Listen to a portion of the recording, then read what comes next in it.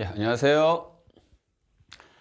예, 오늘 이제 주택임대차보호법 본격적으로 들어볼 거예요.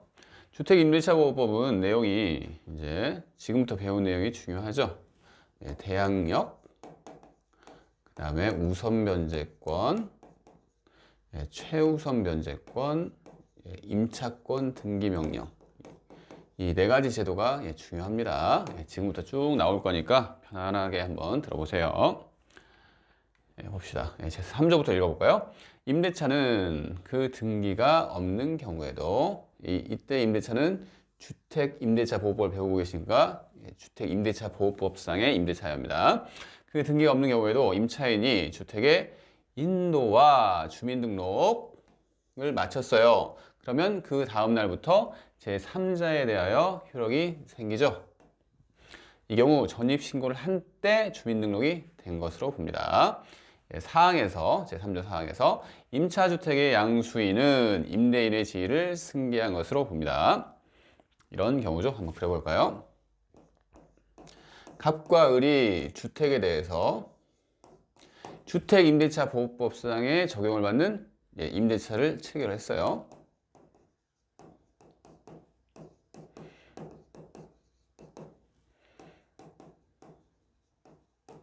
체결했는데 우리가 주택임대차보호법의 대항력이 뭐라고 그랬죠?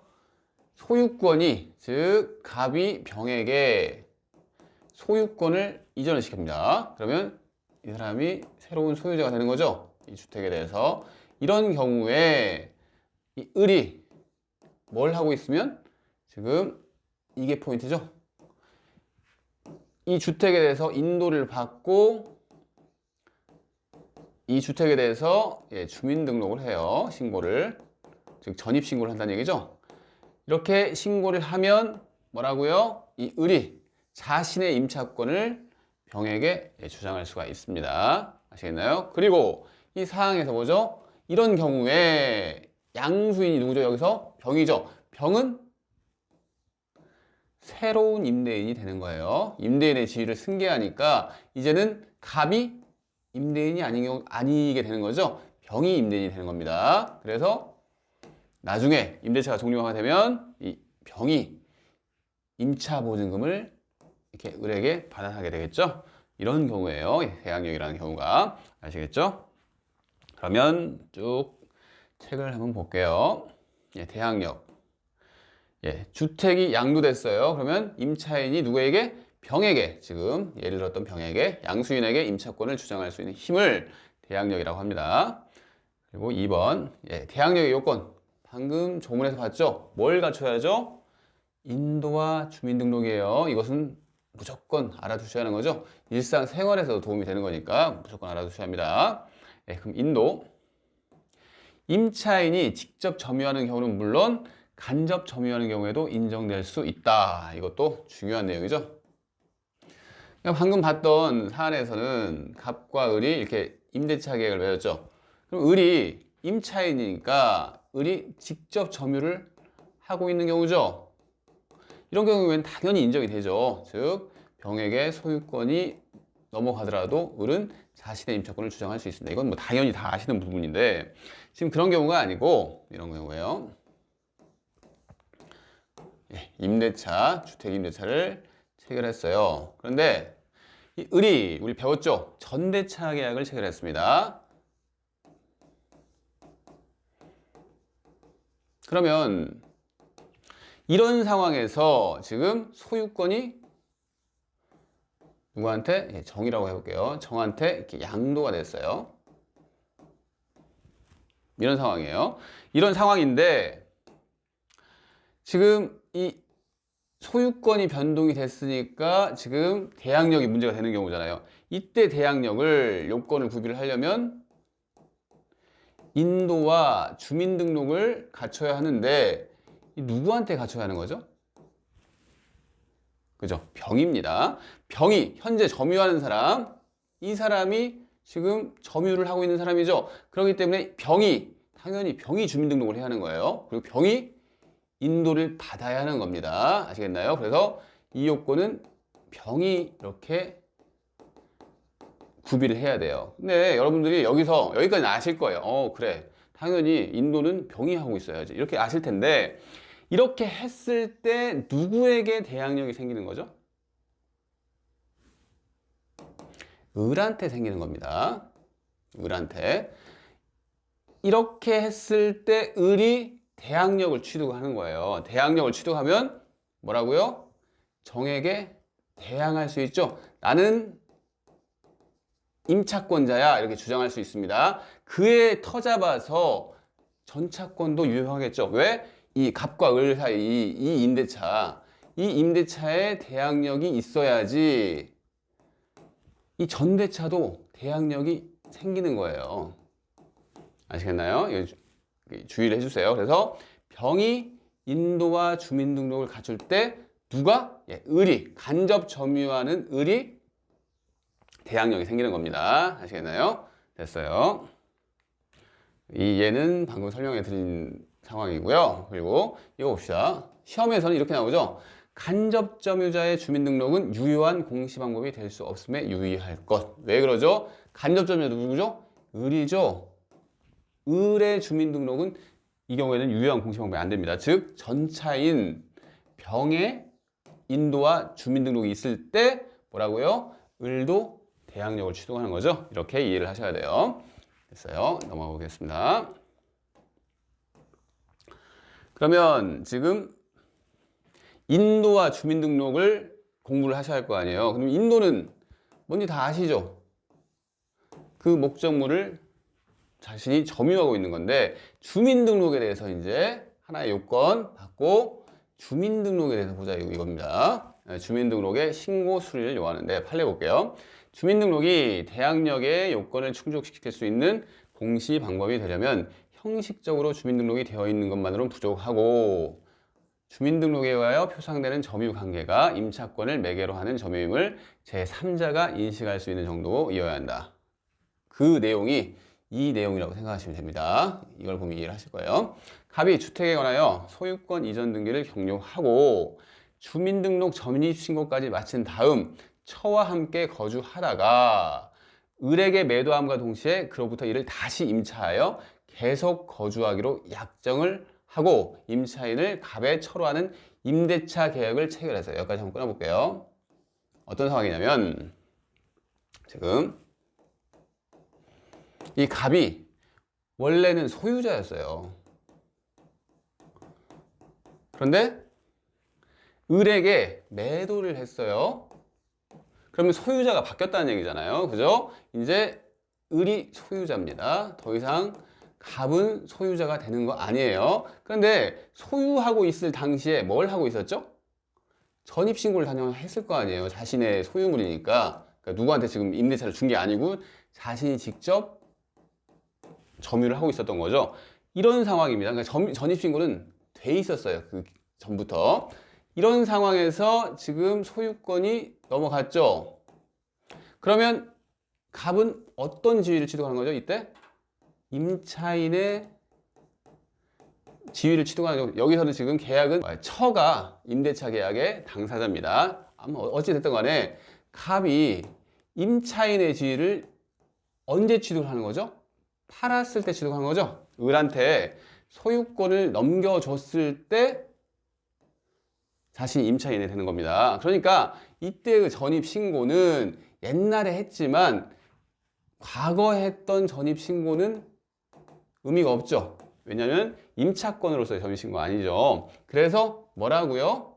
소유권이 을에게 넘어갔을 때 그때부터 즉 을 소유권이 됐을 때 그때부터 그 전입신고는 임차인으로서 한 전입신고죠. 그러니까 임차인으로서 한 전입신고만 지금 우리가 얘기하는 이 주민등록, 지금 대항력에 있어서의 주민등록이 되는 겁니다. 그럼 다시 볼까요? 1-1번 봅시다.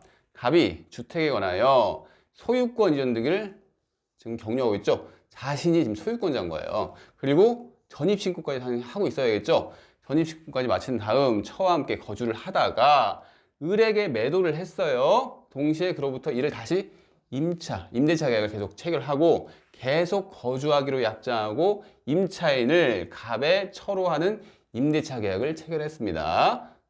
됐죠? 그래서 을명의에 지금 소유권이 바뀌었죠. 을명의의 소유권 이전 등기가 격려된 경우 을명의의 소유권 이전 등기가 격려된 날에야 비로소 갑의 처와 을 사이의 임대차를 공시하는 유효한 공시환경이 된다는 얘기죠. 과거에 전입신고 돼 있었다고 하더라도 이것은 소유자로서의 전입신고잖아요. 사실 소유자로서의 전입신고니까 의미가 없고 소유권이 을에게 이전됐을 때 그때 이제는 이 전입신고는 뭐라고요? 임차인으로서의 전입신고 되는 겁니다. 그 전입신고를 지금 우리가 배우고 있는 대학령에서 배우고 있는 전입신고다 이렇게 생각을 하시면 되겠죠. 됐습니다. 그러면 2번 볼게요. 주민등록의 신고는 행정청에 도달하기만 하면 신고로서의 효력이 발생하는 것이 아니라 행정청이 여기서는 중요한 건 수리예요. 수리한 경우에 비로소 신고의 효력이 발생을 합니다. 정확한 지번과 동호수로 주민등록 전입신고서를 작성 제출하였어요. 했는데 지금 담당 공무원이 착오로 수정을 요구를 했어요. 여기까지 한번 볼까요? 그러면 현재 주민등록 신고된 건가요? 여기까지 봤을 때 신고서를 작성을 했는데 뭐죠? 수정을 요구했죠. 그러면 신고서 작성은 했어요. 하지만 수정을 요구해가지고 수리가 됐나요? 수리는 안 됐죠. 그죠? 그렇기 때문에 뭐라고요? 신고의 효력이 신고로서의 효력이 발생을 안 했다는 얘기입니다. 아시겠나요? 그래서 좀 계속 볼게요. 잘못된 지번으로 수정하고 이 공무원이 요구를 해서 동호수 기재를 삭제한 주민등록 전입신고서를 다시 작성 제출을 했죠. 그래서 주민등록이 되었어요. 수리가 되었다는 얘기죠. 그러면 그 주민등록이 잘못된 지금 호수로 주민등록이 된 거잖아요. 그래서 임대차의 공시 방법으로서는 유효하지 않고 이것이 담당 공무원의 요구에 기인한 것이라도 하더라도 마찬가지라는 얘기죠. 그러니까 수리가 되어야지 신고가 되는 겁니다. 즉 이렇게 공무원이 수정을 요구했다. 그러면 수리가 안 됐잖아요. 그러면 신고가 안 된 거예요. 정확한 지금 지번을 했는데 수리가 안 된 거죠. 그래서 잘못된 것으로 지금 신고가 됐다는 얘기죠. 됐어요. 한번 볼게요. 주민등록이라는 대항 요건은 임차인뿐만 아니라 그 배우자나 자녀 등 가족의 주민등록을 포함하죠. 그래서 임차인이 가족의 주민등록을 그대로 둔 채 임차인만 주민등록을 일시 다른 곳으로 옮겼어요. 그죠? 뭐 직장 때문에 그 임차인이 이렇게 옮기실 수도 있죠.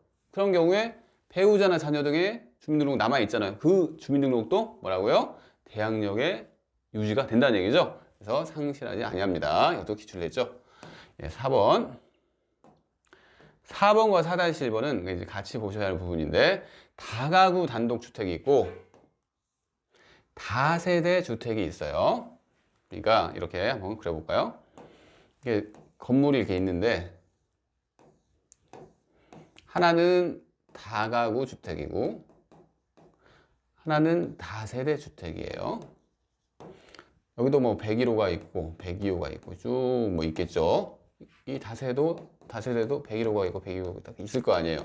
이 다가구가 뭔지 다세대가 뭔지는 여러분들이 이제 공법 시간에 배우실 건데 이제 민법에서는 그게 중요한 게 아니고 다가구 주택 같은 경우 다세대 주택 같은 경우 비슷한데 공시 방법이 다르다는 얘기죠. 어떤 사람이 이 101호에 살고 있어요. 갑이. 이런 경우에 갑이 대항력을 유지하려면 꼭 101호를 기재를 해야 하는 게 아니에요. 이 다가구 전체에 주소가 있을 거죠. 그 주소에 지번만 기재를 하면 돼요.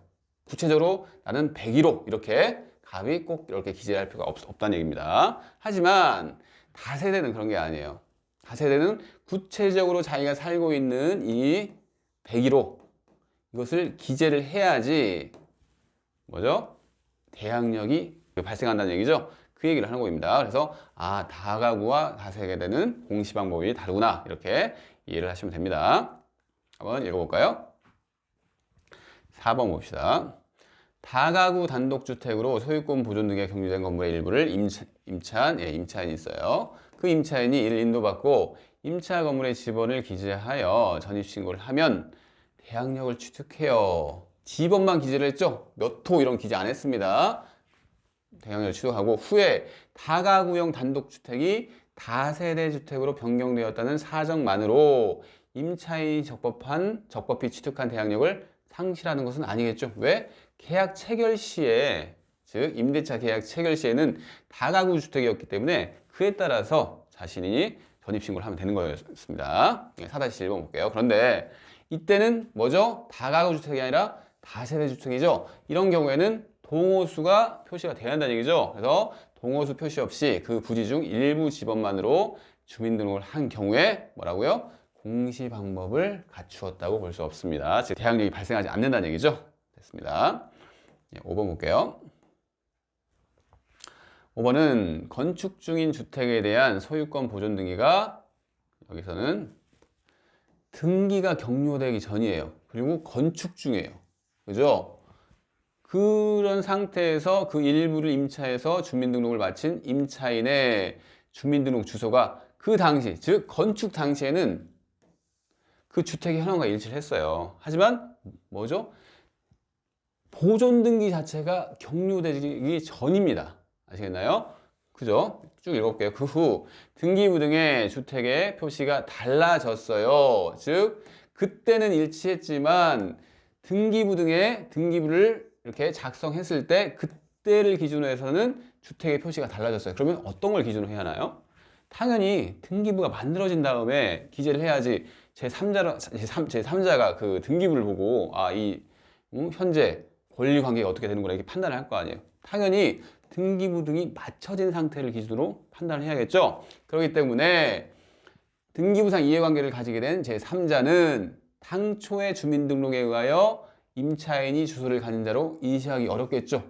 그죠? 왜냐하면 그 임차인은 등기 전에 이렇게 주민등록을 한 거예요. 그렇기 때문에 그 주민등록은 유효한 임대차의 공시 방법이 될 수가 없다는 판례가 있습니다. 그죠? 6번 볼게요.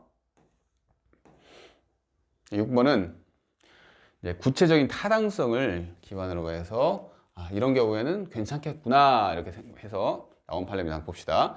등기부상 표제부에 A동이라고 기재가 되어 있어요. 그런 연립주택의 임차인이 전입신고를 함에 있어서 주소지를 뭐라고 했냐면 가동이라고 했대요. 그러면 이게 일치하지 않으니까 문제가 될 수가 있겠죠. 그런데 이 경우에는 전혀 외관상 혼동의 여지가 없대요. 그러니까 예를 들어서 뭐 이런 거 있잖아요. 아파트가 2동밖에 없어요. 그리고 이 아파트가 등기부상에는 A동, B동 이렇게 써 있는데 이 건물에는 등기부가 아니라 건물에는 가동, 나동 이렇게 써 있는 경우가 있을 수가 있나 봐요. 뭐 그런 경우가 있을 수 있겠죠.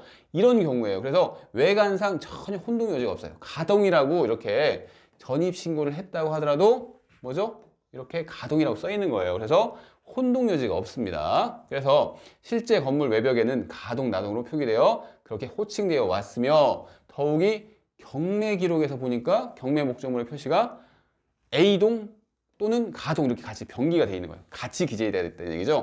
그런 경우에는 혼동 여지가 없기 때문에 이런 경우에는 뭐라고요? 그 임차인이 설령 등기부상 표제부에 A동이라고 기록이 되었다 하더라도 가동으로 다시 써져요.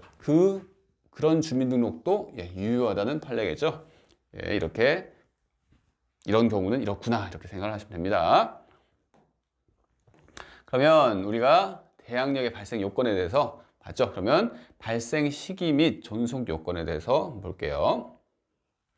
언제 발생한다고 했죠? 이건 조문에 나오죠?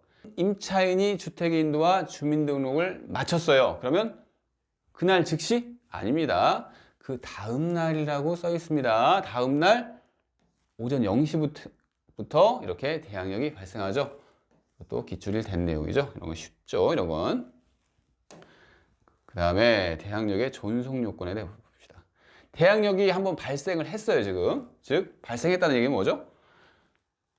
어떻게 하면 발생하죠? 인도와 주민등록이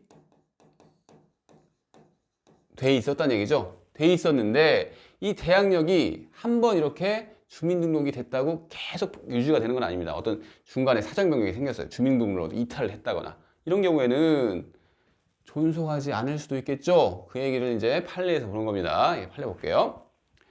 주택의 임차인이 임차권의 대항력을 취득한 후 일시적이나마 다른 곳으로 이전을 했어요. 그러면 여러분 지금 우리가 대항력을 공부를 하고 계시잖아요.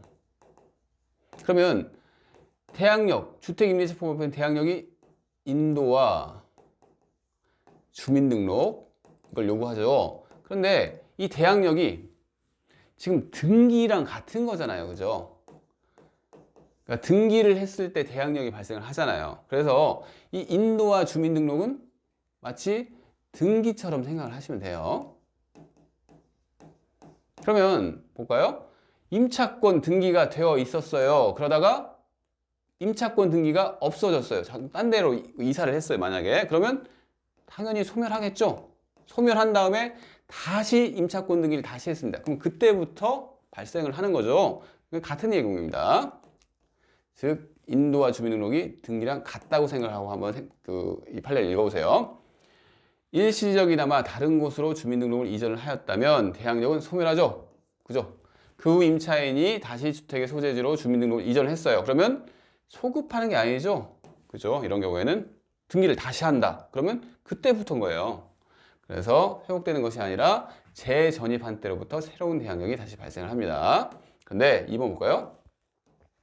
주민등록이 주택 임차인의 의사에 의하지 않고 제3자에 의하여 임의로 이전되겠다. 자기가 이전한 게 아니라 제3자가 이전을 시킨 거죠. 그죠? 그와 같이 주민등록이 잘못 이전된 데 대하여 주택 임차인에게 책임을 물을 만한 사유도 없는 경우에 이 경우에는 유지된다고 합니다. 왜 그럴까요? 등기랑 같다고 한번 생각해 본다고 그랬죠? 등기가 효력 발생 요건이지만 효력 존속 요건은 아니죠. 그래서 불법으로 등기가 말소가 됐어요. 그러면 등기의 효력은 사라지나요? 그게 아니죠. 등기의 효력은 유지가 됩니다. 똑같아요. 그래서 이 경우도 자기가 이전했어요? 아니죠. 제3자에서 임의로 이전된 거죠. 불법 말소랑 같은 느낌이죠. 같은 상황이에요. 이런 경우면 뭐라고요? 유지가 된다는 얘기죠. 등기도 유지가 되는 것처럼. 그렇죠? 3번 볼게요. 네, 주택임대차에 있어서 주택의 인도 및 주민등록이라는 대항력권은 대항력 취득 시에만 구비하면 족한 것이 아니고 대항력을 유지하기 위해서 그렇죠? 계속 존속하고 있어야 합니다. 당연한 얘기죠. 2번 주택임차인의 의사에 의하지 않고 주민등록 법령에 따라 직권 조치가 이 경우도 자신의 의사에 의하지 않았어요. 그죠?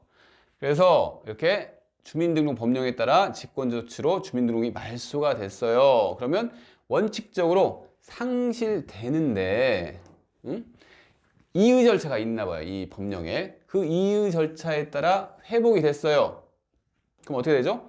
대항력은 유지가 되겠죠. 왜? 자신의 의사에 의하여 이렇게 의사에 의해서 말소된 게 아니기 때문에 이런 경우에는 유지가 됩니다. 회복을 하면. 그러나 이 주민등록부 소정에 이의 절차가 딱 구비가 돼 있는데 그 이의 절차에 따라서 회복이 된 경우만 그럴 뿐이지 그에 의하지 않고 이의 절차에 의하여 회복된 것이 아닌 경우에는 유지를 할 수 없다는 판례죠. 왜? 이 법에서 그렇게 하도록 한 거예요. 주민등록법령에서. 그래서 이렇게 이의 절차에 의해서 회복된 경우에는 유지가 된다. 이렇게 생각하시면 되겠죠. 4번 볼게요. 주택임차인이 그 시위를 강화하고자 별도로 전세권 설정 등기를 마친 경우이더라도 임차인이 대항력권을 상실하면 이미 취득한 주택임대차보호법상의 대항력 및 우선 변제권은 상실을 합니다. 이게 무슨 어떤 상황이냐면 이것도 이 임차인이 지위를 강화를 하고 싶어요. 그래서 전세권 등기까지 해서 물권 우리 배웠죠. 전세권.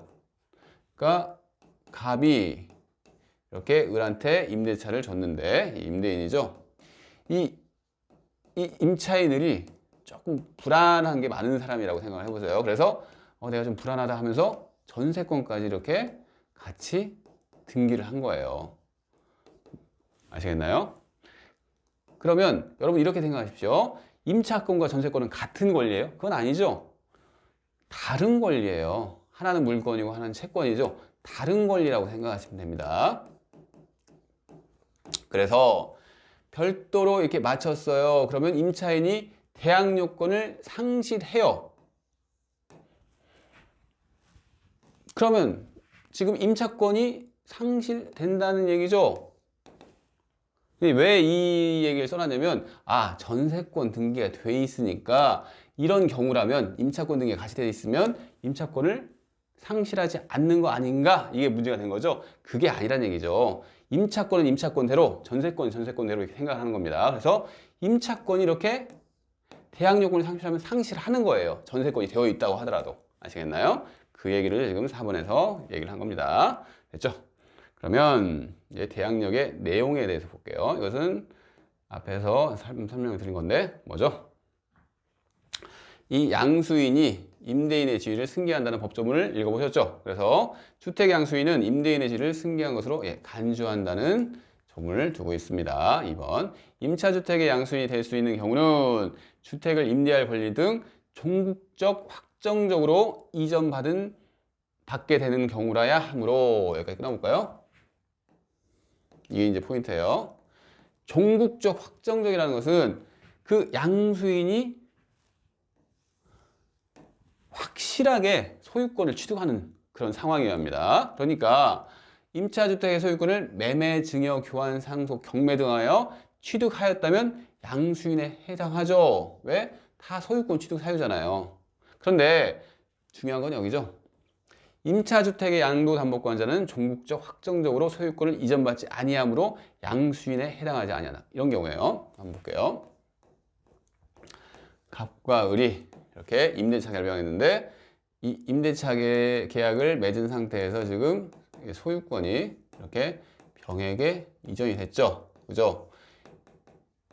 이 병은 소유권을 확정적, 종국적으로 이전받는 경우에 대해서 이런 경우에는 당연히 소유권이 이전이 되니까 뭐라고요? 을이 임차권을 이 병에게 주장할 수 있고 병도 임대인의 지위를 승계를 하는 거예요. 근데 이 병이 이 경우에는 양도담보권자예요. 여러분들이 아직 이제 양도담보권을 안 배우셨는데 조만간 배울 겁니다. 이제 가등기 담보법에 나오는 거거든요. 무슨 얘기냐면 병이 갑에게 돈을 이렇게 빌려줘요. 돈을 빌려주면 일반적으로 병은 저당권 같은 걸 취득을 하죠. 근데 그게 아니고 양도담보권은 이런 거예요. 돈을 빌려주면서 이 갑의 이 목적물의 소유권을 넘겨받는 형식으로 돈을 빌려주는 겁니다. 그래서 갑이 제때 돈을 갚으면 소유권을 다시 환원시켜주고 이런 거예요. 양도담보권은. 그래서 지금 이 병은 소유권을 취득하긴 했죠. 양도담보권을 설정을 하면 소유권 이전 형식을 통해서 돈을 빌려주는 거니까 소유권을 딱 외관상 봤을 때는 취득한 것처럼 보이죠. 하지만 이 병이 종국적 확정적으로 소유권을 취득한 거예요? 아닙니다. 이 사람은 담보권을 취득했다고 생각하시면 돼요. 즉 갑이 돈을 갚으면 소유권을 다시 환원시켜야 되죠. 그래서 종국적 확정적으로 소유권을 취득한 자가 아니기 때문에 이런 경우에는 병은 양도담보권자 병은 양수인에 해당하지 않는다는 판례입니다. 아시겠나요? 이거 기출되죠? 리뷰 볼까요? 임차주택의 대지만을 경락받은 자는 임차주택의 양수인에 해당하지 않으므로 임대인의 지위를 승계하지 않는 건 당연하죠. 지금 이 양수인이라는 것은 임차주택의 양수인이죠. 그런데 지금 대지만을 취득한 사람이죠. 이런 경우에는 당연히 양수인에 해당하지 않겠죠. 건물과 토지는 별개니까 이렇게 생각하시면 됩니다. 판례 볼게요. 이 판례도 아주 자주 나오는 판례입니다. 잘 보셔야 합니다. 1번은 대항력 있는 임차인이 있는 경우에 주택 양수인은 임대인의 지위를 승계한 것으로 보므로 법조문에서 그렇게 나오죠. 임차주택의 양수인은 보증금 반환 채무를 면책적으로 인수를 하고 이게 이제 여기서 잘 보셔야 돼요.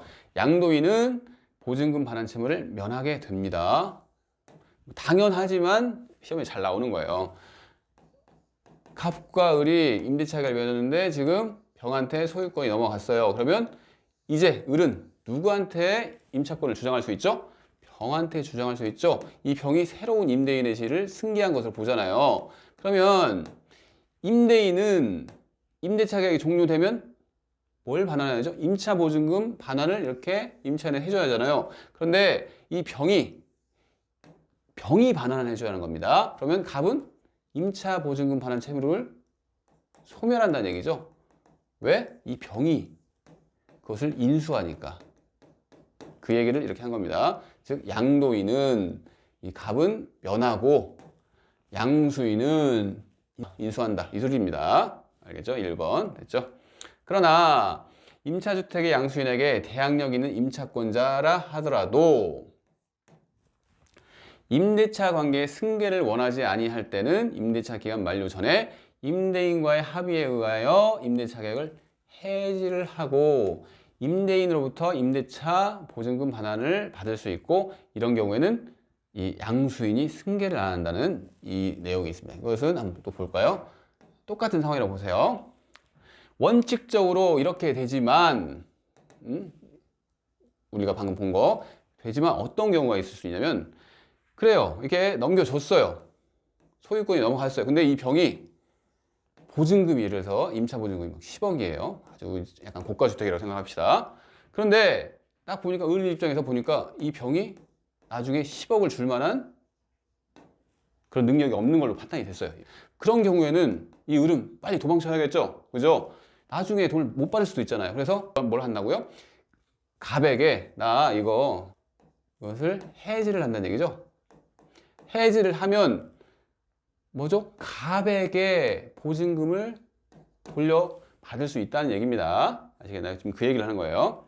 승계를 원하지 않을 때는 뭐라고요? 해지를 하고 누구한테? 임대인, 여기서는 갑이에요. 이게 임대인으로부터 임대차 보증금을 반환받을 수 있죠. 그런 경우에는 병이 당연히 그 임대인들이 승계하는 거 아니겠죠? 그 얘기를 하는 겁니다. 1번 판례는 중요합니다.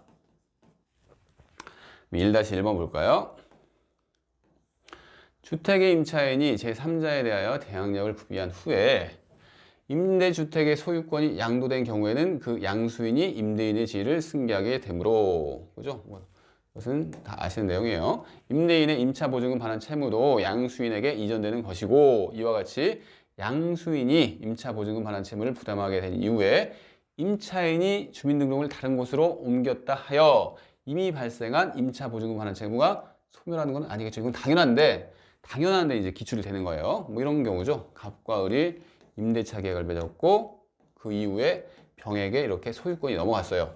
그러면 병이 임대인의 지위를 승계한다고 이렇게 규정을 두고 있잖아요. 그래서 병과 을 사이에는 뭐가 형성이 됐죠? 둘이 이제 이 사람은 임차이고 이 사람은 임대인이 되는 거예요. 이런 상황에서 딱 형성이 됐어요. 그러면 병이 그 상황에서 이제 내가 보증금을 임대차 관계가 종료하면 반환해야겠구나 생각을 하고 있죠. 근데 을이 그 이후에 이렇게 형성된 이후에 주민등록을 딴 데로 이탈을 시켰어요. 그러면 주민등록 이탈이라는 게 뭐죠? 대항력을 상실을 한다는 얘기잖아요. 근데 상실이 언제 되는 거죠? 이때부터 되는 거예요. 주민등록 이탈했을 때. 그러니까 을과 병의 관계는 만들어졌죠. 그 이후에 대항력이 상실이 되는 거죠. 그러니까 당연히 병은 종료를 하면 을에게 임차 보증금을 반환해야 한다는 얘기입니다. 아시겠나요? 형성된 이후에 이제 이탈이니까. 됐어요. 그럼 2번 판례 볼까요? 임차인의 임대차 보증금 반환 채권이 가압류된 상태에서 임대주택이 양도되면 양수인이 채권 가압류의 제3채무자의 지도 승계하고 가압류권자 또한 임대주택의 양도인이 아니라 양수인에 대하여만 위 가압류의 효력을 주장할 수 있다고 봐야 한다. 이 판례를 보려면 제3채무자라는 얘기가 나오는데 그렇게 어려운 내용은 아닙니다. 한번 볼까요? 이런 상황이에요. 갑과 을이 지금 임대차 계약을 맺었어요. 주택 임대차 맺었는데 을의 채권자가 있어요. 이 을의 채권자가 을이 갑에 대해서 가지는 채권 뭐죠? 임차 보증금 반환 채권이죠. 그 채권에 대해서 이렇게 가압류를 한 겁니다. 그러면 이 병 입장에서 생각하시면 돼요. 병은 이 을을 뭐라고 하죠? 병 입장에서 자신의 채무자죠. 그죠? 그런데 이 갑은 자신의 채무자의 또 채무자죠. 왜? 지금 보증금 반환 채권에 대해서 얘기를 하고 있는 거예요. 즉 보증금 반환 채권에 대해서는 이 병이 자신의 채무자라고 을을 이렇게 생각을 하고 있는 거고, 보증금 반환 채권에 대해서 이 갑은 자신의 채무자의 또 채무자죠. 그래서 이를 제3채무자라고 하는 거예요. 아시겠나요? 됐어요. 그래서 이 병이 지금 가압류를 했다고 했잖아요. 그런데 이 상황에서 이 갑이 뭘 했냐면 지금 정에게 소유권을 이전했어요.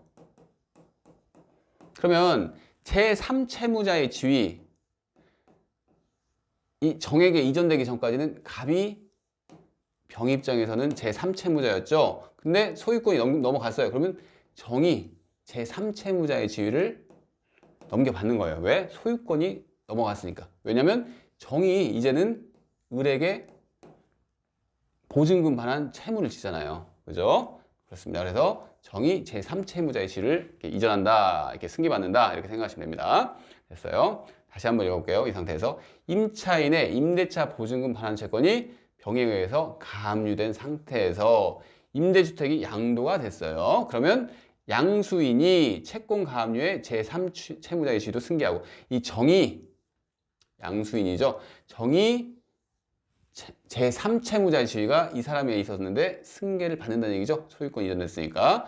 그리고 가압류권자 또한 지금 이 사람은 병을 얘기하는 겁니다. 병 또한 임대주택의 양도인이 아니라, 갑이 아니라 누구에게? 양수인에 대해서 위 가압류의 효력을 주장할 수 있다고 보아야 합니다. 왜?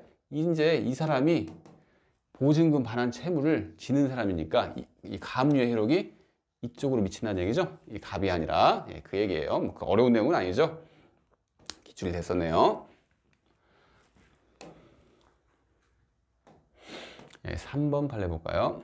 대항력을 갖춘 임차인이 당해주택을 양수한 때에도 임대인의 보증금 반환 채무는 소멸하고 양수인인 임차인이 임대인의 자신에 대한 보증금 반환 채무를 인수하게 되어 결국 임차인의 보증금 반환 채권은 혼동으로 소멸하게 되죠. 당연한 얘기죠. 이것은 임차인이 주택을 양수를 했대요. 임차인 입장에서는 보증금 반환 채권을 가지고 있었을 거 아니에요. 근데 자신이 소유권자가 됐어요. 그러면 뭐죠? 자신이 이제 보증금 반환 채무를 이제 지는 거 아니에요. 그러니까 채권과 채무가 이 임차인에게 귀속이 같이 된 거죠. 그러면 지위가 혼동이 되는 거 아니에요. 그러면 뭐라고요? 소멸한다, 이 소리입니다. 우리 혼동에서 배웠던 내용이에요. 예, 4번 볼게요. 예, 4번에 1번. 임차 건물에 소유권이 이전되기 전에 이미 발생한 연체 차임이나 관리비 등은 원칙적으로 양수인에게 이전되지 않는다는 거, 이거 공부를 하셨죠? 그래서 임대인만이 임차인에게 청구할 수가 있어요. 그러니까 이런 거죠. 갑과 을이 이렇게, 을이 임차인인데 연체를 했어요. 연체를 한 상태에서 지금 병에게 소유권이 넘어갔습니다. 그러면 당연히 이런 경우에 연치 차임 채권은 갑이 청구를 하는 거예요. 병은 청구할 수 없어요. 이게 원칙인데 2번 여기까지 공부를 하셨죠? 2번을 잘 보셔야 돼요. 그러나 임대차 계약에서 임대차 보증금은 임대차 계약 종료 후에 목적물을 임대인에게 명도할 때까지 발생한 임차인의 모든 채무를 담보하며, 어제 배웠던 그냥 그 내용이죠. 보증금에서 당연히 공제가 돼요. 그래서 임차 건물의 양수인 이제 병이죠. 병이 임대인의 지위를 승계하기 전까지 발생한 연체 차임이나 관리비 등이 있으면 당연히 공제된다고 하네요. 조금 배치되는 듯한 느낌 아니에요? 근데 그게 아니란 얘기죠. 보세요. 일반적으로 임차 건물의 양도 시에 연체 차임이나 관리비 등이 남아 있더라도 나중에 임대차 관계가 종료되는 경우 임대차 보증금에서 이를 공제하겠다는 것이 당사자들의 의사나 거래관념에 부합하기 때문에 공제를 해야 한다는 얘기죠. 봅시다. 만약에 보증금이, 임차 보증금이 1억이었어요. 1억이었는데 지금 을이 갑에게 연체 차임 한 1천만 원이 발생하는 상황이에요. 이런 경우에 지금 1번부터 볼까요? 이런 경우에 이 연체 차임은 갑이 을한테 주장할 수 있죠. 병은 청구는 못하네요. 청구는 못하지만 지금 어떤 상황이죠? 이제 임대차 기한이 끝났어요. 끝나면 이 병은 이 1천만 원을 제외하고 줄 수 있다는 얘기입니다. 그죠? 만약에 이렇게 갑에서 병으로 이렇게 소유권이 넘어갔는데 갑자기 임차인, 그러면 나는 이제 연체차임 안 갚아도 돼? 이런 거 아니잖아요. 그죠? 그 소유권을 넘겨줬다고 해서 그러면 나는 이제 갑이 청구를 해도 나는 뭐 돈 없다고 하면 되고, 나중에 이 병이 나한테 청구를 하면 연체차임은 너는 청구할 수 없잖아. 이게 아니란 얘기입니다. 왜? 당사자들의 의사는 어떻게 생각하냐면, 이렇게 연체차임이 발생했을 경우에 당연히 종료시에 그것을 제하고 주는 게 당사자들의 의사에 부합한다고 생각을 하는 거예요. 그러면 이러겠죠. 만약에 연체차임 1천만 원 있어요. 그러면 갑이 물건을 팔 때 이럴 거 아니에요. 연체차임이 있는데 나중에 보증금을 돌려줄 때 이것은 제하고 주면 돼. 그러니까 매매 가격을 좀 다운을 시킬 수 있겠죠. 그죠? 그 얘기를 하는 거예요. 그래서 을은 당연히 공제되는 겁니다. 이렇게 공제가 안 된다고 생각하면 안 되겠죠. 5번 볼게요. 주택에 관하여 최선 순위로 전세권 설정 등기를 마치고 쭉 볼게요. 이해관계인이 없는 상태에서 동일성이 인정되는 임대차 계약을 체결하여, 지금 여기까지 볼까요? 지금 전세권도 설정을 하고 또 임대차 계약, 그래서 임대차 보호법상의 대항 요건도 갖추었어요. 즉 좀 불안한 사람이죠. 전세권을 막 설정하고 임차권도 설정한 거예요. 그래서 이런 경우에는 뭐라고 생각하죠? 별개의 권리라고 생각하시면 됩니다. 그래서 전세권자로서의 지위와 주택 임대차 보호법상의 대항력을 갖춘 임차인으로서의 지위가 함께 가지는 거예요. 플러스가 된다는 얘기죠. 별개의 권리니까. 됐죠? 그래서 최선순위 전세권자로서 배당 요구를 하여 전세권이 매각으로 소멸이 되었어요. 그러면 임차권 소멸한다고요? 아니죠. 별개의 권리니까 변제받지 못한 나머지 보증금에 기하여 대항력을 행사할 수 있겠죠. 그 범위 내에서 임차주택의 매수인은 임대인의 지위를 승계한 것으로 보아야 합니다. 무슨 얘기인지 아시겠죠? 즉 별개의 권리니까 전세권이 한번 딱 이렇게 없어졌어요. 경매가 됐다는 얘기죠. 그러면 경매가 돼가지고 전세 보증금을 받았을 거 아니에요. 전세금을. 그러면 그 부분 내에서는 임차 보증금은 소멸하겠죠. 왜? 이중으로 받을 수는 없잖아요. 그 부분에서는 소멸하는 게 맞습니다. 소멸하지만 임차권은 살아있다는 얘기죠.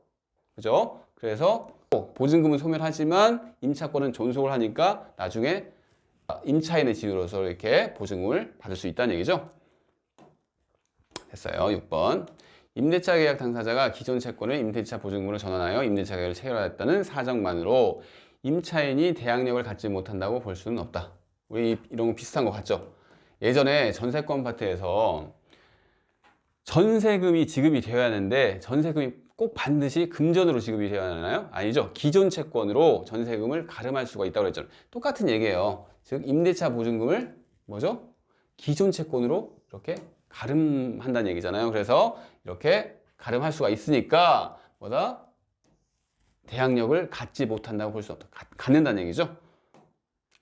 됐어요. 6-1번 볼게요. 그런데 이제 6-1번은 6번이랑 조금 다른 얘기를 합니다. 채권자가 기존 채권을 우선 변제 받을 목적으로 주택 임대차 계약의 형식을 빌려 기존 채권을 임대차 보증금으로 하기로 하고 주택의 인도와 주민등록을 마쳤대요. 뭐 비슷한 상황이긴 하지만 조금 다르죠. 그래서 주택 임대차로서의 대항력을 취득한 것처럼 외관을 만들었을 뿐 중요한 건 이거죠. 실제 주택의 주거용으로 사용 수익할 목적을 갖지 아니한 경우예요.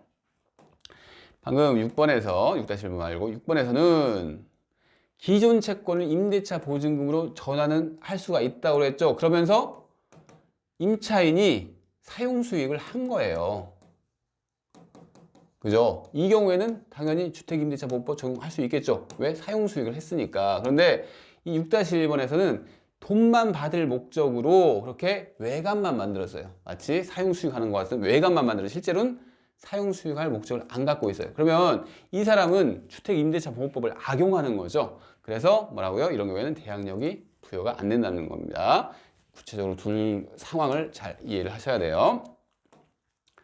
그럼 담보책임 이건 봤죠?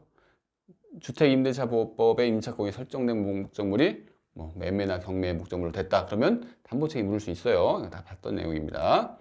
경매에 있어서 대항을 볼까요? 임차권이 최선순위 저당권보다 선순위인 경우. 이건 어떤 상황이죠? 경매 상황이죠. 최선순위 저당권이 뭐라고 그랬죠? 예, 말소되는 기준 권리라고 했죠. 그 전에 지금 임차권이 있었던 거예요. 그러면 임차권이 소멸하나요? 존속합니다. 대항력 유지된다는 얘기죠. 그래서 한번 구체적으로 볼게요. 보증금이 전액 변제되지 않는 한 임차권은 소멸하지 아니하고 경매 절차의 매수인에게 대항할 수 있습니다. 그죠?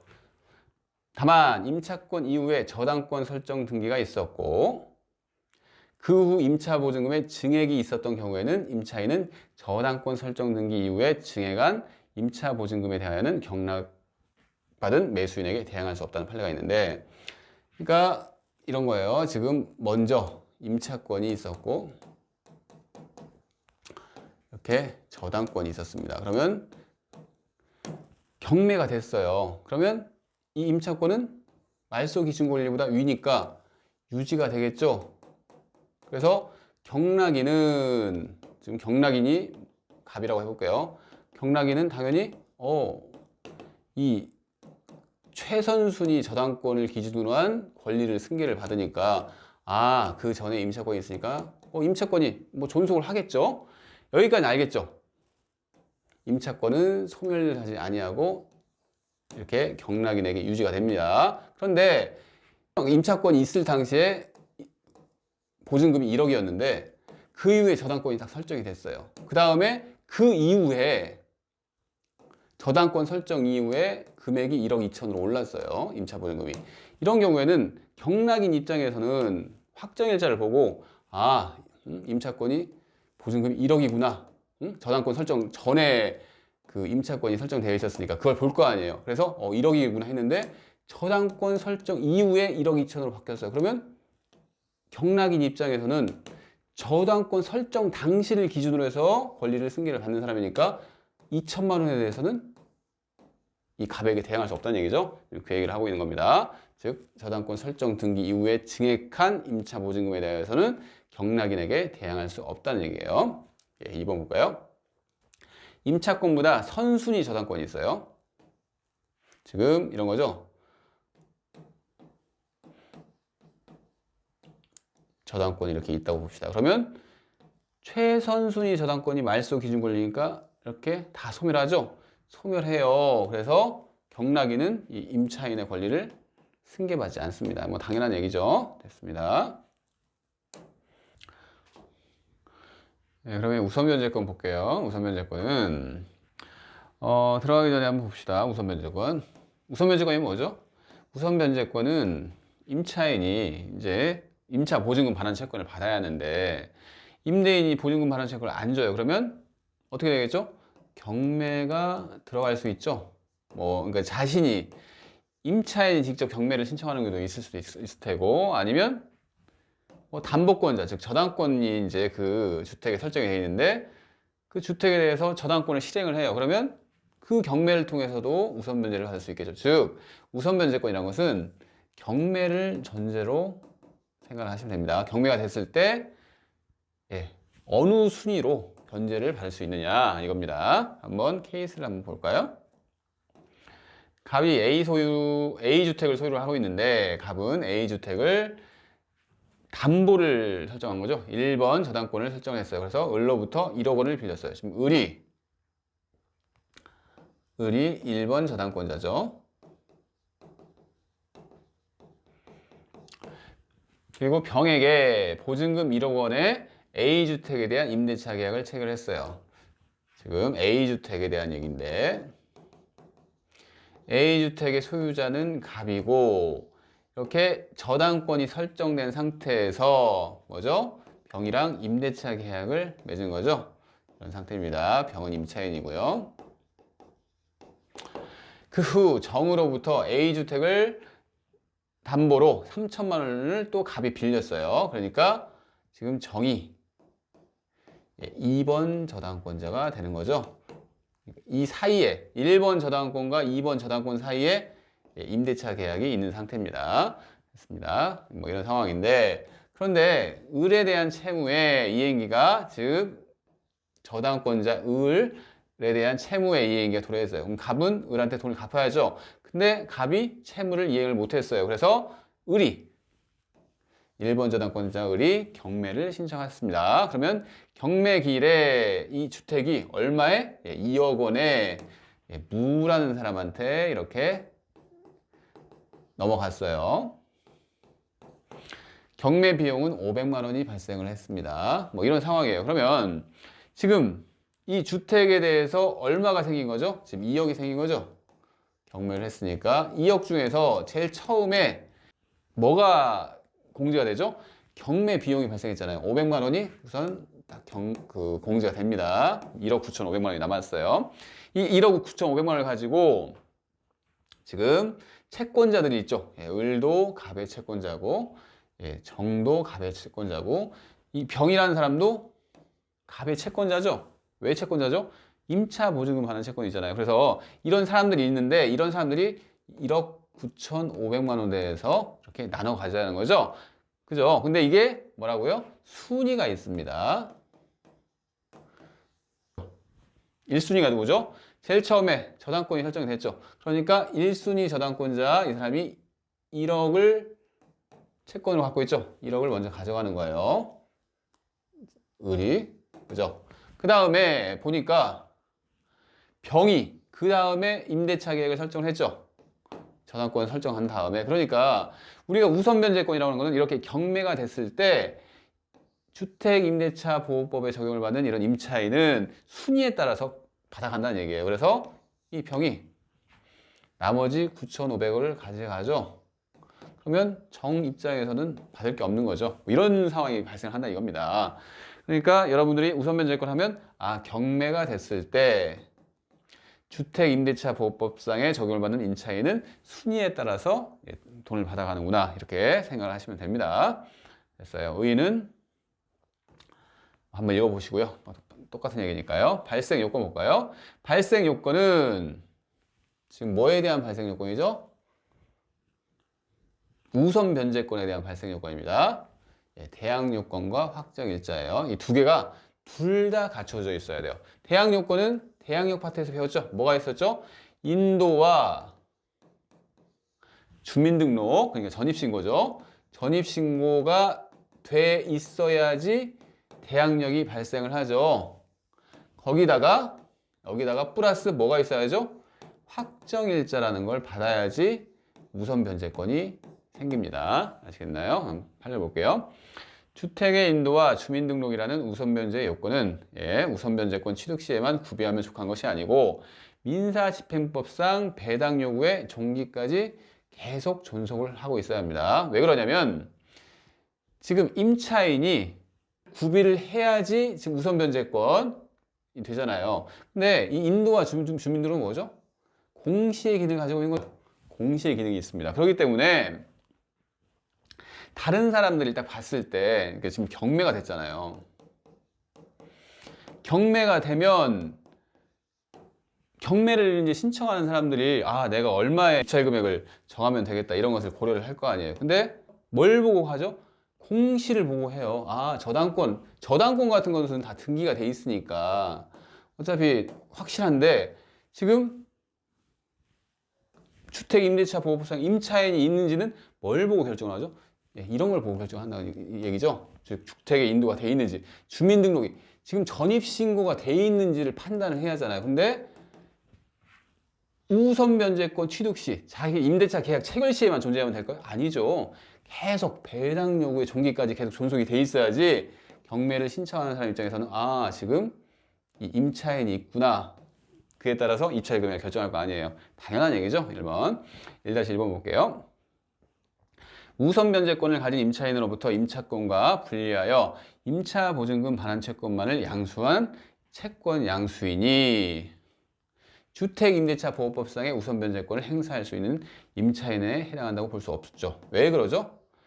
이건 상당히 큰 특혜입니다. 임차인 같은 경우에는 어떻게 보면 채권자일 뿐인데 순위에 따라서, 즉 물권자와 같은 지위를 누리게 되는 거죠.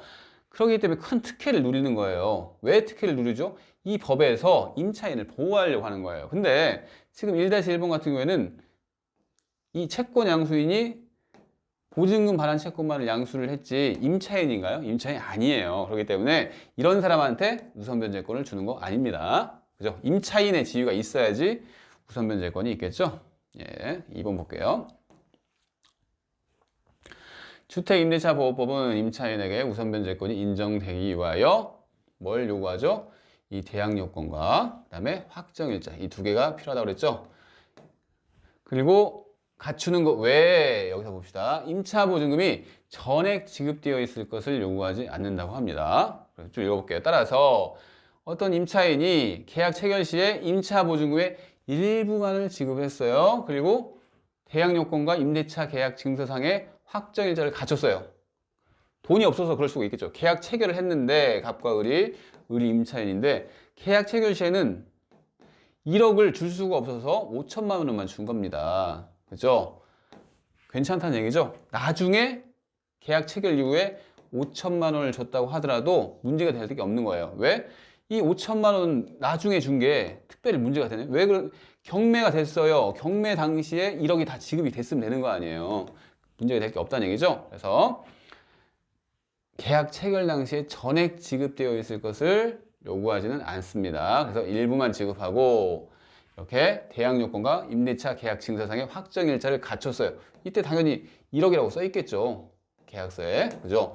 그런 다음 나머지 보증금을 나중에 지급하였다고 하더라도 언제를 기준으로 대항 요건과 확정일자를 갖춘 때를 기준으로, 즉 계약 체결 시겠죠. 그죠? 그때를 기준으로 임차 보증금 전액에 대해서 후순위 권리자 그 밖에 채권자보다 우선하여 변제받을 권리를 갖는다. 이렇게 볼 수 있겠습니다. 네, 그럼 확정일자 볼까요? 두 가지 요건이 필요하다고 했는데 지금 방금 봤던 것은 대항력 쪽에서 본 거죠. 그 다음에 플러스 확정일자까지 있어야지 우선 변제권이 있다고 그랬잖아요. 네, 확정일자를 볼게요. 확정일자는 임대인과 임차인 사이에 담합으로 인해서 임차보증금의 액수를 사후에 변경하는 것을 방지하는 데 그 목적이 있는 거예요. 그래서 임대차의 존재 사실을 제3자에게 공시하고자 하는 목적이 있는 건 아닙니다. 그죠? 공시의 목적은 뭐가 담당하죠? 위에 봤던 거, 즉 대항력, 인도와 주민등록 이걸 가지고 공시를 하는 거죠. 그렇기 때문에 그런 기능은 없기 때문에 확정일자를 받은 임대차 계약서가 진정하게 작성은 됐어요. 근데 뭐라고요? 계약서에 아파트 명칭과 전유 부분의 동호수거 기재가 누락이 됐대요. 이것은 공시 기능은 없잖아요. 지금 공시 기능이 없어요. 왜? 확정일자에 공시 기능이 없기 때문에 설령 동호수 기재 이런 게 누락이 됐다고 해도 문제가 되는 게 아닙니다. 그래서 뭐라고요? 확정일자 요건을 갖추지 못하였다고 볼 수는 없겠죠. 왜? 공시 기능은 담당하지 않기 때문에 문제가 될 게 없다는 얘기입니다. 됐어요. 네, 3번 우선 변제권의 효력 발생 볼게요. 발생 시기. 지금 우선 변제권, 즉 경매가 됐을 때 그 순위에 따라서 자신의 그 보증금을 반환받을 수 있는 그 권리인데 이 효력이 언제 발생하느냐에 대해서 규정이 되어 있습니다. 대항 요건과 확정일자 효력이 모두 발생한 시점에 우선 변제권이 발생을 하는 거예요. 그러니까 이 우선 변제권은 예를 들어서 여러 가지 권리들이 있을 거예요. 저당권도 있을 수 있고 돈을 받을 이 주택이 있는데 그 주택에 저당권이 설정이 될 수도 있고 뭐 저당권이 또 다른 저당권이 설정이 될 수 있고 뭐 이렇게 있잖아요. 지금 돈을 받을 수 있는 권리들이 여러 가지가 있는데 임차인도 마찬가지겠죠. 임차 보증금 반환 채권을 받아야 하잖아요.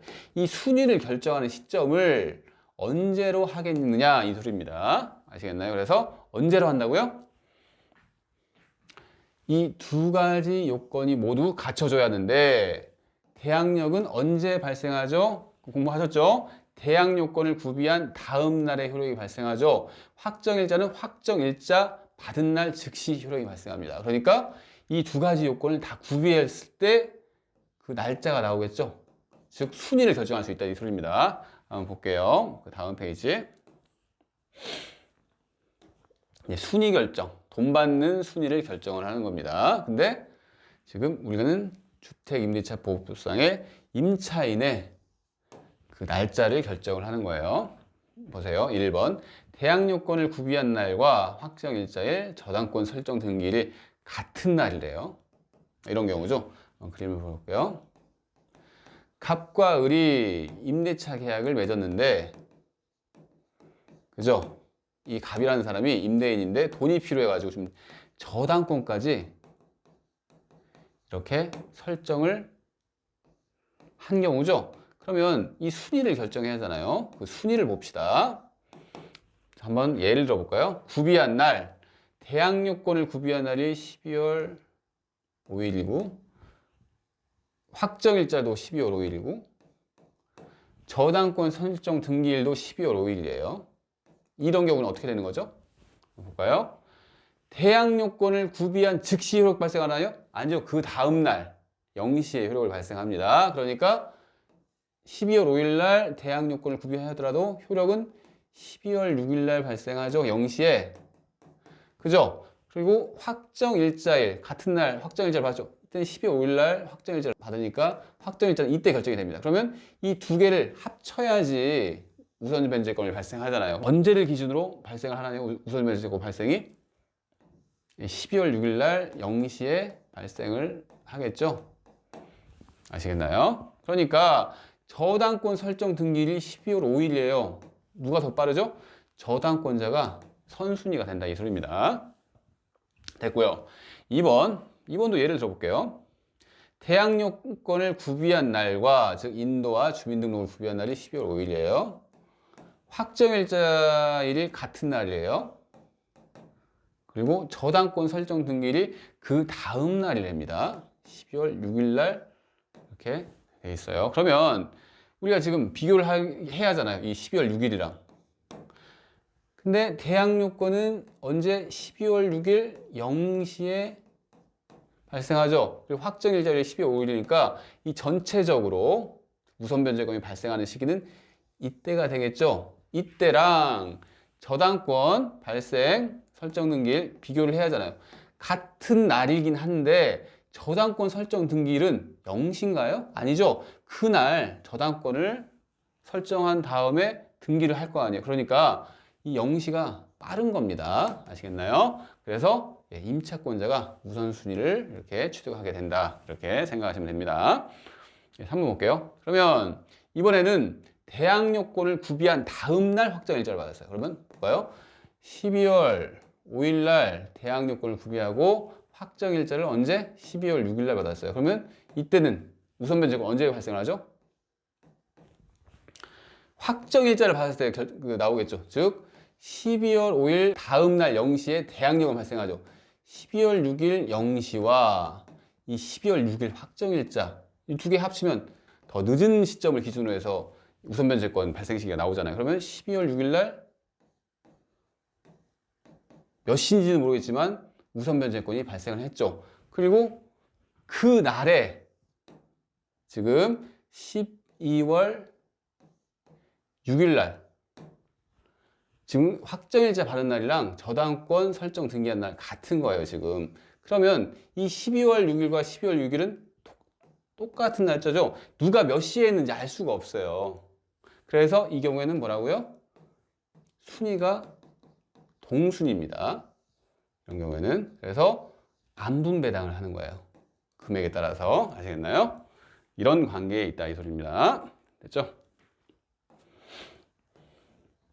네, 이제 우선 변제권의 행사를 볼게요. 우선 변제권의 행사라고 하는 것은 지금 경매가 지금 진행이 됐다고 볼게요. 경매가 됐는데 이 배당 요구라는 게 뭐죠? 그러니까 쉽게 얘기하면 그거죠. 내가 그 경매를 통해서 돈을 받을래 하는 겁니다. 배당 요구를 하는 거예요. 우선 변제권이 있는 임차인이라 하더라도 우선 변제권을 행사하기 위해서는 배당 요구를 하여야 돼요. 즉 주택임대차보호법상의 임차인은 배당 요구를 해야지 돈을 받을 수가 있어요. 왜 그럴까요? 우리 저당권 같은 경우에 저당권은 등기가 돼 있잖아요. 그래서 누구나 알 수 있는 거예요. 경매가 됐다 그러면 저당권자는 특별한 얘기 하지 않더라도 이 사람은 이제 돈을 받을 때가 됐나 보다. 경매가 들어왔으니까 이렇게 될 수 있잖아요. 그래서 저당권처럼 등기가 된 경우에는 배당 요구를 안 해도 배당을 받을 수 있습니다. 근데 지금 주택임대차법상의 임차인 같은 경우에는 등기가 안 돼 있잖아요. 그래서 배당 요구를 해야 하는 겁니다. 잘 알아두시고요. 그래서 1번 볼게요. 다시 이제 구체적으로 나눠볼게요. 경매의 매수인에게 대항할 수 있는 경우에, 즉 어떤 경우죠? 경락인한테 대항할 수 있어요. 이런 경우죠. 한번 그려봅시다. 어떤 상황이냐면 을이 이제 임차인이에요. 주택임대차법상 임차인인데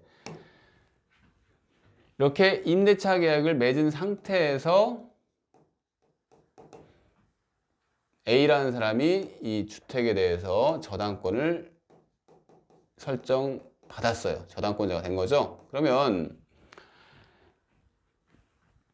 경매가 이 주택에 대해서 경매가 되면 어떻게 되죠? 이 가장 선순위 저당권을 기준으로 해가지고 저당 쭉 소멸을 하잖아요. 말소 기준 권리죠. 그러면 경락인은 병이라고 해볼게요. 경락인은 말소 기준 권리를 기준으로 다 소멸하니까 뭐죠? 이 주택임대차법 소상의 임차권 승계를 하는 게 원칙이에요. 그죠?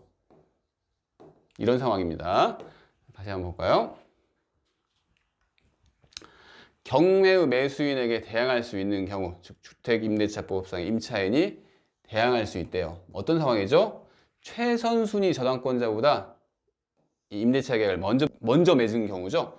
이런 경우에는 배당 요구를 하지 않고 임대차 계약까지 임차권을 행사를 하거나, 즉 이 상태에서 이 사람은 그냥 배당 요구를 안 해요. 왜? 안 해도 자신의 임차권은 경락인에게 승계가 되는 거예요. 그러니까 자신이 배당 요구를 안 하고 어떻게 할 수 있죠?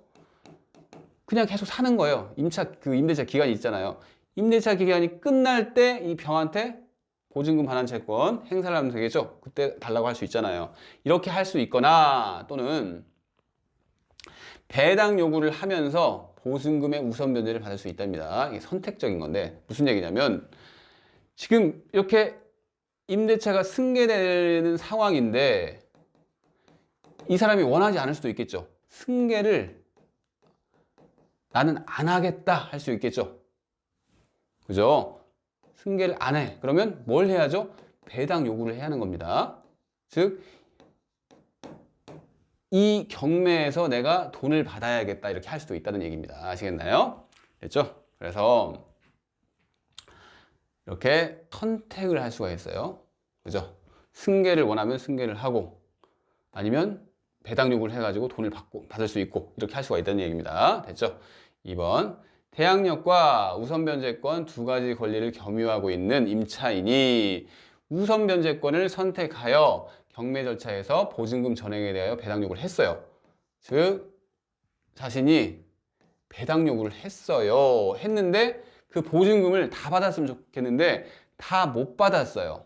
보증금 전액을 배당받을 수 없었을 때는 경락인에게 대항하여 이를 반환받을 때까지 임대차 관계의 존속을 주장할 수 있습니다. 무슨 얘기냐면 똑같이 이 상황에서 이 임차 보증금이 1억이었는데 경매가 됐어요. 근데 자신이 어떤 이유로 9천만 원 몇 개 자신이 못 받았어요. 배당 요구를 했는데. 그러면 이 을은 1,000만 원을 받을 게 있잖아요. 그죠? 근데 지금 이 임대차는 어떤 임대차죠? 이 병에게 대항할 수 있는 임대차죠. 왜? 선순위 임대차예요. 지금 저당권자. 이 소멸하는 권리를 기준으로 그 선순위이기 때문에 이 을은 병에게 대항할 수가 있습니다. 그래서 배당 요구를 한번 해가지고 돈을 받았어요. 근데 1천만 원이 남았죠. 이 1천만 원에 대해서는 병에게 갚으라고 할 수 있는 거죠. 아, 나는 너한테 돈을 받아야겠다 이렇게 할 수 있다는 겁니다. 아시겠나요? 그런 상황이에요. 그래서 뭐라고요? 경락인에게 대항하여, 즉 반환받을 때까지 1천만 원 받을 때까지는 자신의 임대차 관계의 존속을 주장할 수가 있습니다. 왜? 대항력이 있으니까 그런 거죠. 됐어요. 그 다음에 2번 경매의 매수인에게 대항할 수 없는 경우, 즉 임차인이 최선순위 저당권자보다 후순위인 경우에 이런 경우죠. 다시 한번 그려볼까요? 이렇게 있는데 임대차 계약을 맺기 전에 1번 저당권자가 있었어요. 그 다음에 임대차 계약을 체결한 거죠. 그러면 뭐죠? 이 임대차도 쫙 소멸되겠죠. 말소 기준 권리가 더 먼저니까. 그러니까 무조건 이런 경우에는 대항력 같은 거 주장할 수 없습니다. 그 경락인이 딱 나왔어요. 이런 경우에. 그러면 이 병은 너 임차권 소멸하는 권리잖아 하면서 이 을이 병에게 임차권을 주장 못합니다. 아시겠나요? 왜냐면 소멸을 하는 권리이기 때문에 그렇죠. 그래서 이런 경우에는 어떻게 되죠? 무조건 을은 배당 요구를 통해 가지고 돈을 받고 나가야 하는 거죠. 됐죠? 됐습니다. 그러니까 이런 경우에는 배당 요구를 해야 해서 우선 변제를 받아야겠죠. 네, 판례 볼게요. 대항력과 우선 변제권을 모두 가지고 있는 임차인. 이게 어떤 임차인이죠? 선순위 임차인이라는 소리 됩니다. 대항력이라는 것은 경매가 됐을 때 그 경락인한테 대항할 수가 있는 거죠. 대항력이 있으니까. 선순위 임차인이라는 거예요. 그렇게 임차인이 보증금을 반환받기 위하여 강제 경매를 신청하였다면 이건 우선 변제권을 행사한 것이고 별도로 배당 요구를 해야 하는 것은 아닙니다. 그러면 여기서 이 강제 경매 공부하셨죠? 뭐죠? 강제 경매는 채권자가 자신의 채권을 실현하기 위해서 판결을 통해서 경매를 신청하는 겁니다. 뭐 이런 거잖아요. 이거 다시 한번 설명드려야겠네요. 일반적인 강제 경매 이런 거죠. 채권자가 있고 채무자가 있어요. 근데 채무자가 돈을 주면 좋은데 돈을 안 주는 거예요. 그래서 이 갑은 바로 경매 신청할 수 있나요? 안 돼요. 채권이 있는지 확인이 돼야 할 거 아니에요. 그래서 법원에 뭘 하죠? 이행해소, 소를 제기하는 거예요. 소를 제기한 다음에 판결이 나오면 내가 확실히 채권자 맞지 하면서 그때 이제 강제 경매를 신청하는 거죠. 그죠? 강제라는 것은 판결이 있다는 얘기입니다. 근데 이 강제 경매 또 뭐가 있었죠? 임의 경매가 있었죠? 임의 경매는 강제 경매랑 다르게 저당권자는 무조건 경매를 신청할 수 있잖아요. 그때 하는 경매가 임의 경매고 이 강제 경매는 그런 저당권자가 아닌 사람들, 일반 채권자들이죠. 채권자들이 판결을 통해서 경매를 신청할 수가 있습니다. 그러니까 여기서 보면 이 임차인 같은 경우에는 임차 보증금 반환 채권이 저당권은 아니잖아요. 일반 채권이에요. 그 채권을 안 주니까 뭐죠? 자신이 강제 경매를 신청했다는 것은 판결을 통해서 승소를 받았다는 얘기예요. 그래서 강제 경매를 신청했다. 그럼 뭐죠? 경매를 신청했다는 것 얘기는 돈을 받는다는 얘기입니다. 그래서 무슨 얘기죠?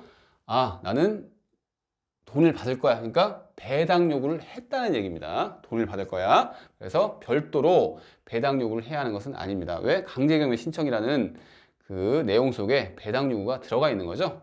2번 볼게요. 배당 요구 채권자가 배당 요구를 하지 아니한 경우에 실체법상 우선 변제 청구권이 있더라도 배당을 받을 수는 없습니다. 이것도 한번 봤던 내용인데 배당 요구 채권자는 배당 요구를 해야만 배당을 받을 수 있어요. 근데 배당 요구를 안 했어요. 안 하면 다른 사람이 받아갈 거 아니에요. 그죠? 그래서 그 다른 사람한테 부당이득 반환 청구할 수 있다고? 안 됩니다. 자신이 배당 요구를 안 해서 생긴 결과지 이것이 다른 사람이 받아간 것이 법률상 원인이 없는 게 아니에요. 그 사람은 정당하게 받아간 거예요. 그래서 뭐라고요? 법률상 원인이 없는 것이라고 할 수 없다. 그 받아간 사람들이. 그래서 부당이득 반환 청구가 안 된다는 얘기입니다. 됐죠? 됐어요. 그러면 이제 경매 신청 시의 특징 볼게요. 지금 임차인이 강제 경매를 신청하는 경우에요. 판결을 받았다는 얘기죠.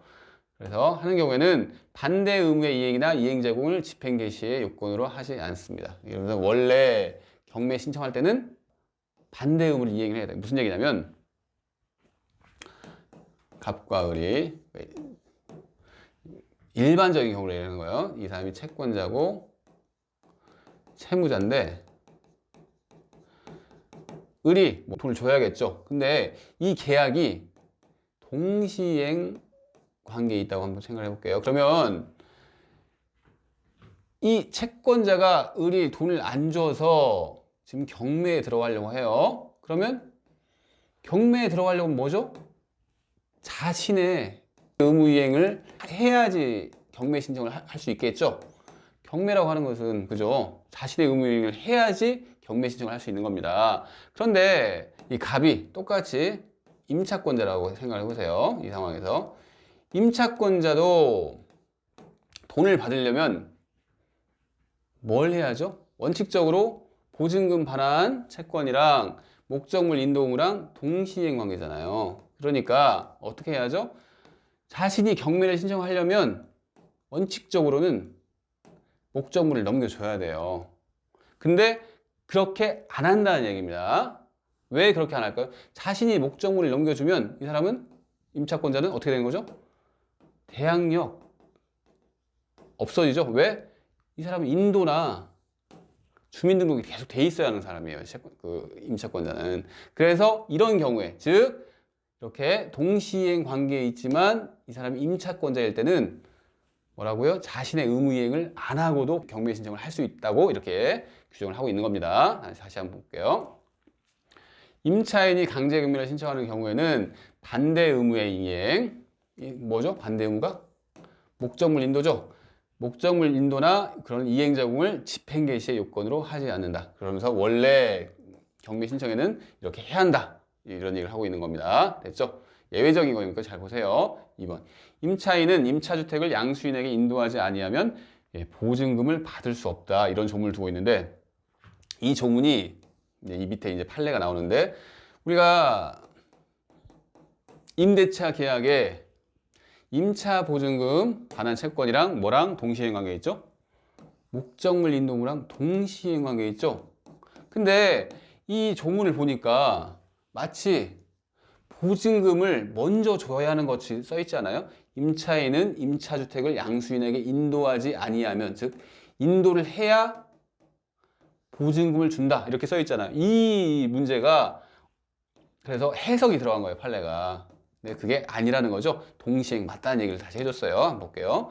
임차인 보호라는 법의 취지에 비춰볼 때 우선 변제권이 있는 임차인은 주택의 경매 가액에서 다른 채권자보다 우선하여 보증금을 변제받음과 동시에 그죠? 동시에 하는 거예요. 임차주택을 명도할 수 있어요. 명도와 보증금은 동시행 관계구나. 우리 배웠잖아요. 그죠? 따라서 임차인은 임차주택을 양수인에게 인도하지 아니하면 경매 시 임차주택의 환가대금에서 보증금을 수령할 수 없다고 한 것은 이 조문을 얘기하는 거예요. 그죠? 먼저 이렇게 인도를 해야 한다. 이 조문에 대해서 이 조문은 경매 절차에서 임차인이 보증금을 수령하기 위하여는 임차주택을 명도한 어떤 증명, 그 증명서를 뭐 내든지 이렇게 하겠죠. 증명을 해야 한다는 것을 의미하는 것이고, 다 끊고 뭐라고요? 선이행되어야 하는 것은 아닙니다. 동시행 관계가 유지된다. 이 소리입니다. 이렇게 해석을 해야 한다. 이렇게 판례가 보고 있는 겁니다. 좀 어렵죠? 됐어요. 주택 임차인이 그 지위를 강화하고자 별도로 전세권 등기를 했어요. 그러면 여기서 뭐가 포인트죠? 별도로 이 임차인으로서의 지위와 전세권자의 지위는 별개입니다. 별개의 권리예요. 그걸 기반으로 한번 판례를 보세요. 별개구나 하면서 1번 주택 임차인이 그 지위를 강화하고자 별도로 전세권 설정 등기를 마치더라도 줄친구만 봅시다. 주택임대차 보호법상 임차인으로서의 지위와 전세권자로의 지위를 함께 가지고 있죠. 별개니까. 가지고 있는 자가 그중 임차인으로서의 지위에 기하여 경매법원에 배당 요구를 하였다면 배당 요구를 하지 아니한 전세권은 배당 요구를 하지 아니한 전세권은 어떻게 된다고요? 배당 요구가 있는 것을 볼 수 없대요. 별개니까. 그죠? 임차권에 배당 요구를 했다고 하더라도 전세권까지 배당 요구한 건 아닙니다. 2번 볼게요. 주택임차인이 별도로 전세권 설정 등기를 마쳤더라도 주택임차인이 주택임대차보호법상 대항요건을 상실을 했어요. 그러면 이미 취득한 주택임대차보호법상의 대항력 및 우선변제권을 상실하겠죠. 그러니까 설정 등기를 마쳤다고 하더라도 그것은 전세권 설정 등기가 있을 뿐이지 임차권은 별게 아니냐 이 소리죠. 이건 봤던 판례죠. 3번 최선순위 전세권자로서 배당 요구를 하여 전세권이 매각으로 소멸되었다 하더라도 변제받지 못한 나머지 보증금에 기하여 대항력을 행사할 수 있죠. 그 범위 내에서 매수인은 임대인의 지위를 승계한 것으로 보아야 하겠죠. 그러니까 전세권 배당 요구를 했어요. 그렇다고 해서 임차권 소멸하는 거 아니죠. 임차권은 남아 있는데 하지만 이 전세권 배당 요구를 해가지고 그 금액만큼 받아갔을 거 아니에요. 그 금액만큼 소멸하겠죠. 보증금이. 나머지 금액에 대해서 이렇게 임차권을 행사할 수 있다. 이렇게 이해하시면 되겠죠. 됐습니다. 이제 5번, 6번은 참고사항인데 이런 거예요. 뭐 이건 그냥 간단하게 취지만 말씀드릴게요. 을이 임차권자고 갑이 임대인인데 이 임차권자가 금융기관에 임차 보증금 반환 채권을 뭐 양도를 했다든지 뭐 돈을 빌렸다든지 해가지고 임차 보증금 반환 채권이 이 사람의 이게 있었을 거 아니에요. 근데 금융기관한테 넘어갔다고 생각해 보세요. 그런 경우에는 금융기관은 우선 변제권을 행사할 수가 있어요. 승계한다고 그랬죠. 승계를 하는데 취지는 뭐냐면 승계를 하더라도 이 사람의 임차권은 유지가 된다 이렇게 생각하시면 됩니다. 아시겠나요? 그러니까 돈 받을 것은 이 사람이 가지고 있고 금융기관이 가지고 있고 보증금 반환 채권에 그런다고 하더라도 이 사람의 생활을 안정시키기 위해서는 임차권을 상실시키면 안 되잖아요. 그래서 유지를 시켜준다 이렇게 생각하시면 됩니다. 됐어요. 승계한다. 승계해요 이 사람이. 2번 볼까요?